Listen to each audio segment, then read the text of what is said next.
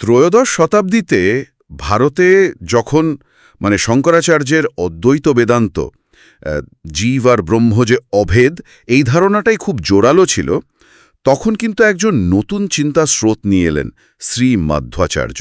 হ্যাঁ, আজ আমরা তার জীবন আর দর্শন, বিশেষ করে তার দ্বৈতবাদ বা এই ভেদ তত্ত্ব নিয়ে একটু গভীরে যাব ভাবছি। হ্যাঁ, আর এই আলোচনার জন্য আমরা মূলত নারায়ণ পণ্ডিতাচার্যের লেখা মধ্ব বিজয় আর সেটার ওপর বেস করে লেখা the life and teachings of Shri Madhvacharya বইটা, তার কিছু অংশ দেখব।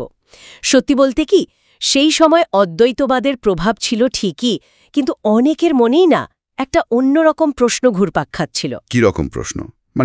কিসের অভাব বোধ হচ্ছিল? দেখুন, যদি জীব আর ব্রহ্ম একই হয়, তাহলে এই যে ভক্তি, ঈশ্বরের প্রতি একটা ব্যক্তিগত টান, সেটার ঠিক জায়গা কোথায়? ঈশ্বরকে পিতা বা প্রভু এইভাবে ডাকার যে একটা ইচ্ছে, সেটা কি ঠিক পূর্ণতা পায়?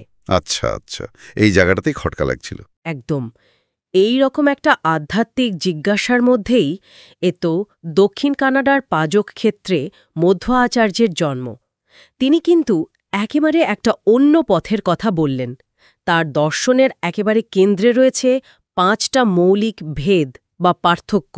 5টা ভেদ একটু বুঝিয়ে বলবেন? হ্যাঁ, নিশ্চয়ই। মধ্বাচার্য বললেন যে 1. ঈশ্বর আর জীব আলাদা। 2. ঈশ্বর আর এই যে জড় জগৎ, সেটাও আলাদা। 3 নম্বর হল এক জীব কিন্তু অন্য জীব থেকেও আলাদা। 4. জীব আর জড় জগৎ আলাদা। আর 5 নম্বর, জগতের একটি জড়বস্তু অন্য জড়বস্তু থেকে আলাদা।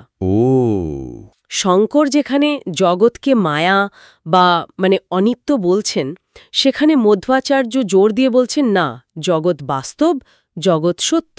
এটা তো তাহলে একেবারে উল্টো কথা, শঙ্করের অদ্বৈতবাদের প্রায় বিপরীত মেরুতে অবস্থান করছে। জগৎ যদি সত্যি হয়, তাহলে তো আমাদের জীবনের অভিজ্ঞতা, আমাদের কর্মফল, এগুলোর গুরুত্ব অনেক বেড়ে যায়, তাই না? ঠিক তাই। এগুলোকে আর মায়া বলে উড়িয়ে দেওয়া যাচ্ছে না। আর এই সত্য জগতের যিনি নিয়ন্ত্রা, তিনি হলেন পরম সত্তা, হরি বা বিষ্ণু। তিনি হলেন সর্বগুণে গুণান্বিত, স্বতন্ত্র ইন্ডিপেন্ডেন্ট আর সর্বশক্তিমান। আচ্ছা। আর আমরা জীবাত্মারা তার সম্পূর্ণ অধীন।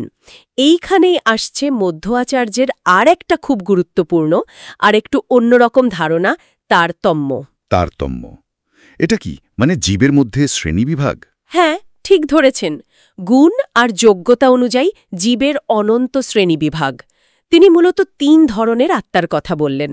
সাত্ত্বিক, যারা মুক্তির দিকে যাবেন; রাজসিক, যারা বলতে গেলে এই জন্ম মৃত্যুর চক্রেই ঘুরবেন আজীবন; আর তামসিক, যারা অনন্ত অন্ধকারে বা নরকে যাবেন। আচ্ছা। আর এই বিভাজনটা কিন্তু জীবের একেবারে ভেতরের স্বভাব অনুযায়ী, আর এটা অনন্তকাল ধরে থাকবে। এটা তো বেশ কঠিন শোনালো। তার কি ভাগ্য একদম আগে থেকেই ঠিক করা? চেষ্টার কি কোনো দাম নেই? তাহলে মুক্তি কিভাবে হবে?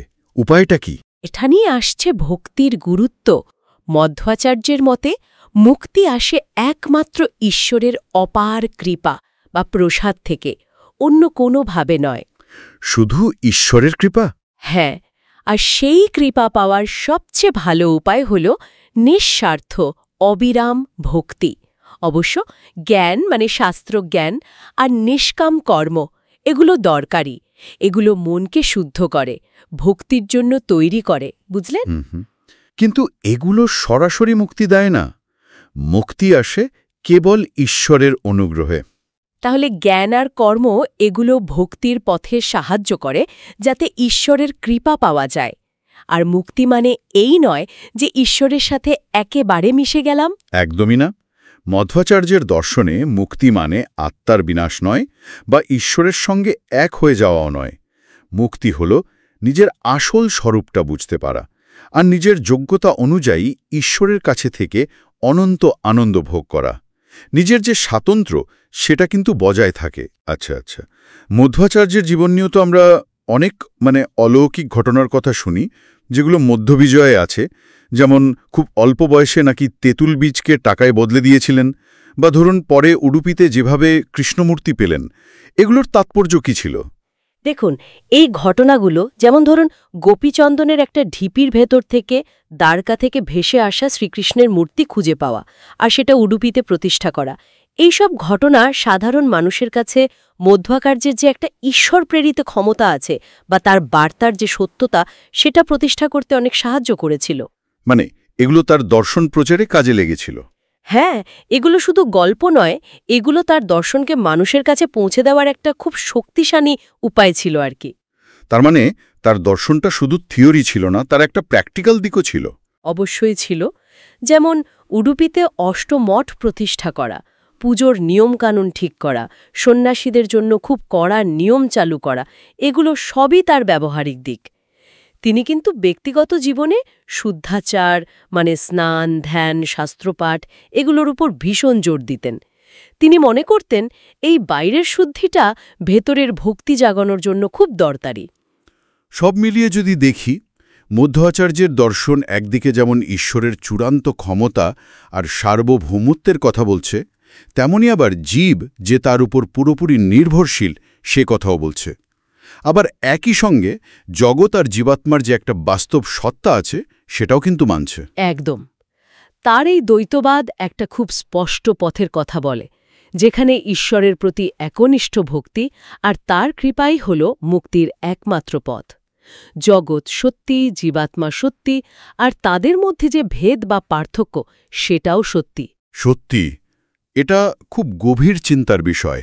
একদিকে জীবের এই যে ভেতরের এবং অ্যাপারেন্টলি অপরিবর্তনীয় শ্রেণীবিভাগ বা তারতম্য, আর অন্যদিকে মুক্তির জন্য ঈশ্বরের কৃপার উপর এই যে চূড়ান্ত নির্ভরতা, এই দুটো ধারণা একসাথে মানুষের আধ্যাত্মিক চেষ্টা আর তার নিজের পরিচয় বোধকে ঠিক কিভাবে প্রভাবিত করতে পারে, এটা নিয়ে মনে হয় শ্রোতারা আরও কিছুক্ষণ ভাব।